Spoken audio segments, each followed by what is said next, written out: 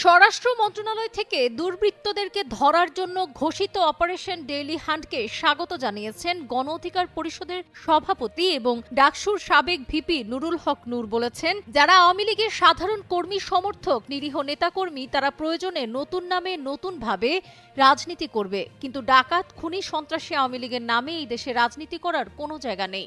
শনিবার বিকেলে কিশোরগঞ্জের পাকুন্দিয়া পৌর সদর ঈদগাহে উপজেলা গণ অধিকার পরিষদ আয়োজিত সমাবেশে প্রধান অতিথির বক্তব্যে তিনি এসব কথা বলেন। এরকম আরও ভিডিও দেখতে এখনই সাবস্ক্রাইব করুন। ভিপি নূর বলেন, আওয়ামী লীগের মতো একটি ফ্যাসিস্ট রাজনৈতিক দল, গণহত্যাকারী, খুনির দল, এদেরকে যদি বাংলাদেশের রাজনীতি থেকে নিষিদ্ধ করা না হয়, আগামীর বাংলাদেশে এমনই ফ্যাসিস্ট তৈরি হবে, খুনি স্বৈরাচার তৈরি হবে। কাজেই আমরা বারবার ছাত্র জনতার রক্তে, শহীদদের রক্তে রাজপথ রঞ্জিত হতে দেখতে চাই না। আমরা চাই এই ফ্যাসিবাদী ব্যবস্থার চিরতরে বিলোপ ঘটুক, আওয়ামী লীগ রাজনৈতিকভাবে নিষিদ্ধ হোক। তিনি বলেন, দুর্বৃত্তদেরকে ধরার জন্য স্বরাষ্ট্র মন্ত্রণালয় থেকে যৌথ বাহিনীর অভিযান পরিচালনার ঘোষণা দেওয়া হয়েছে। আমরা এই অভিযানকে স্বাগত জানাই। দেশে অবস্থানরত আওয়ামী দুর্বৃত্তদেরকে নিশ্চিহ্ন করে দেওয়ার জন্য সামরিক বাহিনী, পুলিশ, র্যাব, আইন শৃঙ্খলা বাহিনী, ছাত্র জনতা, নাগরিক যৌথভাবে কাজ করবে। তবে নিরীহ একটা মানুষের সঙ্গেও অন্যায় করবেন না। কারো বাড়িতে আগুন জ্বালিয়ে দেওয়া, কারো বিল্ডিং ভেঙে দেওয়া আমরা সমর্থন করি না। কারণ পৃথিবীর ইতিহাসে বিপ্লবের পরে প্রতি বিপ্লব হয়, কুর পরে পাল্টা কু হয়। বাংলাদেশেরও ৭৫ পরবর্তী খুব অল্প সময়ের মধ্যে আমরা কু পাল্টা কু দেখেছি। বাংলাদেশের বর্তমান যে সময়, এই সময়টা খুব বেশি ভালো হবার সময় না।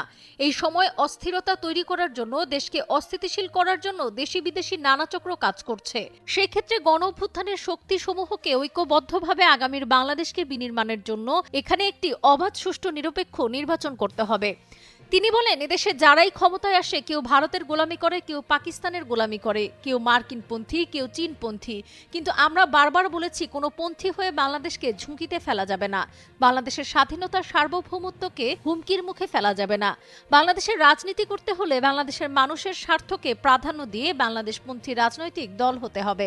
ভিপি নূর বলেন, আমি এখানে আসার পর কেউ একজন আমাকে একটি স্লিপ ধরিয়ে দিয়েছে। নতুন সিন্ডিকেট করে পাকুন্দিয়া থেকে কিশোরগঞ্জের ভাড়া নাকি ৩০ থেকে ৫০ টাকা করেছে। ইউএনও সাহেব নাকি অনুমতিবিহীন এই গণহত্যার ছাত্র জনতার উপর হামলাকারী মামলার আসামি তাদের বালু উত্তোলনের ব্যবসার টেন্ডার দিয়েছে।